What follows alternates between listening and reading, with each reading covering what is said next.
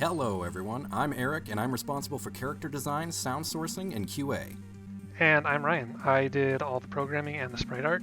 Welcome to the Beary Banquet, a monitor game in which 4 bears compete to eat the most berries and a player bets on which will win the game.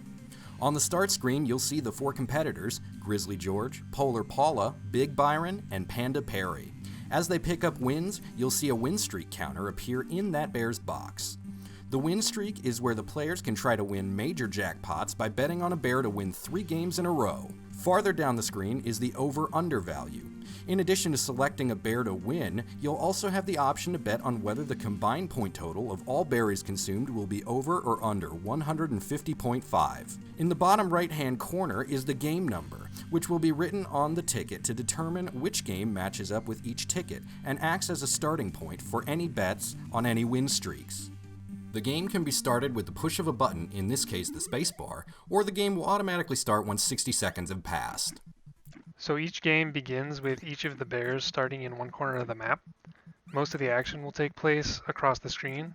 At the bottom of the screen is a scoreboard with each of the bears' scores and a timer in the bottom right corner. Once the game begins, berries will start spawning and the bears will move throughout the map to eat them. The berries usually aren't straight shots, so the bears must navigate through the map to find their snack.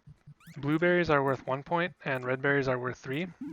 Rarely an acorn will spawn, and while they aren't worth any points, they will provide a speed boost to whichever bear eats them.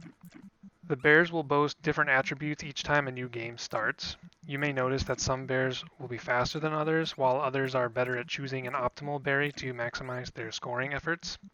None of these different personalities that the bears can be given will guarantee them a win.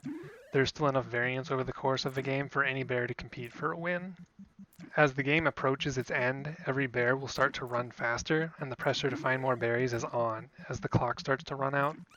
We wanted to make sure the conclusions of these matches were fast-paced and exciting.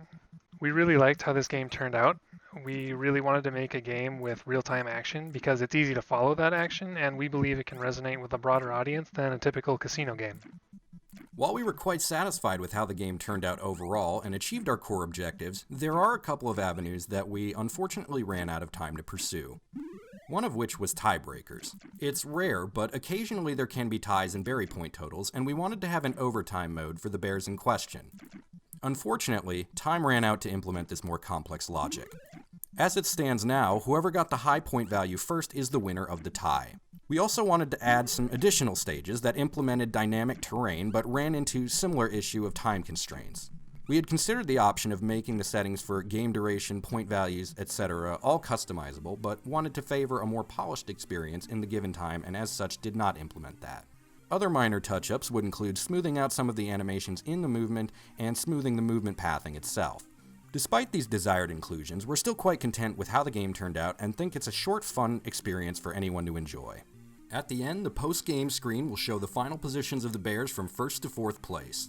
It will show their point totals and the time at which the game last recorded the scores under that to assist in showing who won any ties. It also demonstrates the final accumulated value of all of the berry points and whether the over or the under bet won. The game number is again shown in the bottom right-hand corner here so the results can be checked. The game can then be brought back to the start screen with the push of that one button, or with another 60 seconds the game will bring itself back to the pre-game screen, and whoever won will have their winning streak value updated on this new pre-game screen. We hope you'll all love it as much as we do.